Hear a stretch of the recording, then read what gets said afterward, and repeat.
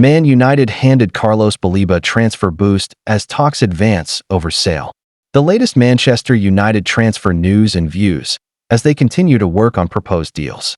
Manchester United's hopes of strengthening further in the summer transfer window are being severely restricted by a lack of sales at Old Trafford.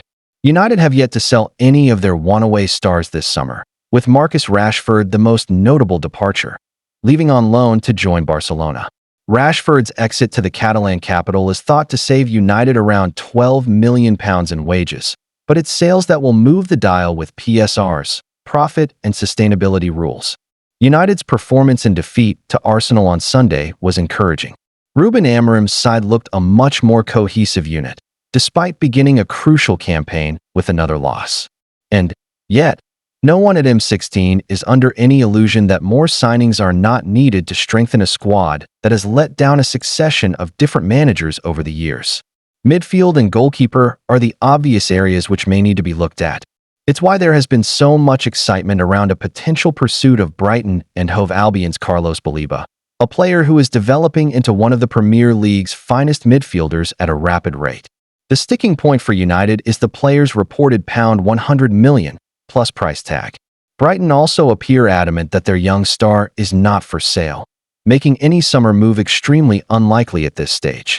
But sales will boost the club's PSR position and offer a glimmer of hope that Baleba could yet end up in Manchester before the summer window closes on September 1st. Fabrizio Romano has claimed that talks are advancing over Alejandro Garnacho's potential move to Chelsea. The Argentine leaving on a permanent deal would provide United with a significant PSR boost due to the wide man's homegrown status, meaning his sale would represent pure profit. Elsewhere, striker Rasmus Højlund has been perhaps mostly strongly linked with a move away over recent weeks. The Dane has fallen out of favor under Amorim, after Benjamin Sesko rocked up at Old Trafford for a big money fee from RB Leipzig. Clubs from Italy have been most heavily linked, although a surprise switch to Fulham has also been mooted. That may now be complicated amid reports from the Mirror that Rodrigo Muniz's Craven Cottage exit has fallen through. The possible summer sales of Garnacho and Højlund would be a welcome relief for everyone at M16. The focus would still likely be on selling the club's remaining one-away assets, Jadon Sancho, Antony, and Tyrell Malacia, but there may yet be an opportunity to test Brighton's resolve on Baleba before the summer window closes. Thanks for watching. Stay for the next content. Don't forget to like and subscribe. Newcastle say no plans to sell Liverpool target after he says relationship can't continue, promise is broken. Newcastle United striker Alexander Isak has said on social media that his relationship with the club can't continue, amid his desire to leave the side and his prolonged absence from the squad. Newcastle subsequently responded to the striker on Tuesday, saying that they were disappointed by Isak's post and that they do not foresee him leaving the club. Isak was not present at Tuesday's PFA Awards, where he was the only Newcastle player to be named in the Premier League team of the season. On August 1st, Premier League champions Liverpool saw an official bid worth a guaranteed £110 million rebuffed by Newcastle, whose position so far has been that the 25-year-old is not for sale. The Athletic reported on August 11th that Isak is adamant he will never represent Newcastle again, and that, even if the club refused to sell him and he remains on Tyneside when the transfer window closes, Isak regards his career at St. James's Park as finished and has no desire to reintegrate into the squad. The Sweden international did not travel with the side for their preseason tour in Asia and was not in the squad for Saturday's Premier League opener against Aston Villa. Addressing the situation publicly for the first time this summer, Isak wrote on social media that broken promises had led to the breakdown of his relationship with the club. "I'm proud to be recognized by my fellow professionals with a place in the PFA Premier League Team of the Season for 2024-25, Isak wrote on his Instagram story. "First and foremost, I want to thank my teammates and everyone at Newcastle United who has supported me along the way. I'm not at the ceremony tonight.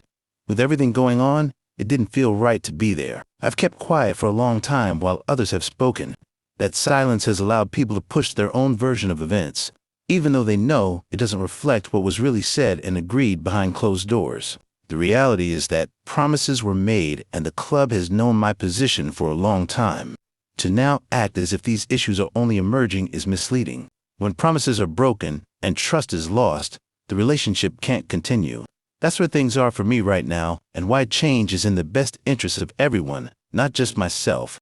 In response, Newcastle released a club statement, saying that the criteria for a sale has not been met, and they remain open to Isak rejoining the squad. "We are disappointed to have been alerted to a social media post by Alexander Isak this evening," said the club. "We are clear in response that Alex remains under contract and that no commitment has ever been made by a club official that Alex can leave Newcastle United this summer. We want to keep our best players, but we also understand players have their own wishes, and we listen to their views. As explained to Alex and his representatives, we must always take into consideration the best interests of Newcastle United, the team and our supporters in all decisions, and we have been clear that the conditions of a sale this summer have not transpired. We do not foresee those conditions being met. This is a proud football club with proud traditions, and we strive to retain our family feel. Alex remains part of our family and will be welcomed back when he is ready to rejoin his teammates." Isak scored 27 goals in all competitions last season, including one in the Carabao Cup final, as Newcastle beat Liverpool 2-1 and ended their 70-year wait for a major domestic trophy. What has The Athletic reported on promises made to Isak? The Athletic reported on July 30th that minority owner Amanda Stavely discussed a new contract with Isak's camp over several months before she left the club in July last year. When Paul Mitchell joined the club as sporting director that summer, he did not believe the club had the PSR capacity to extend the striker's contract, and so the talks were postponed. Isak still had 4 years remaining on his deal and, on a salary of over £150,000 a week, was already firmly among Newcastle's highest earners. The Athletic was told that key decision makers at the top of the club were aligned in coming to this view. Though not everyone at the club agreed with the approach, Newcastle decided to wait until they had strengthened their PSR position before revisiting the issue. Having finished 5th in the Premier League, qualified again for the Champions League, and sold Miguel Almiron, Lloyd Kelly, and Sean Longstaff, Newcastle are now in a space whereby they could offer Isak a deal which would comfortably make him the best paid player in the club's history. People at Newcastle claim this was communicated to Isak's camp, that they stressed how important he is to the club's ambitions, and that they understood talks would be picked up this summer instead. However, other people familiar with the situation say this change of approach and change in tone after the TLC of the Stavely era was a significant turning point. Isak's position hardened, a position which was relayed to Newcastle on several occasions. There was no fallout with Eddie Howe, but rather appreciation. There was no animosity towards Piff, but there was a determined view that, to compete for the very highest honors and be paid accordingly, it was time for him to move on. Thanks for watching. Stay for the next content. Don't forget to like and subscribe. Alejandro Garnacho's transfer saga has exploded into life, with Fabrizio Romano confirming that the Manchester United sensation has turned down Bayern Munich and is now closing in on a shock move to Chelsea.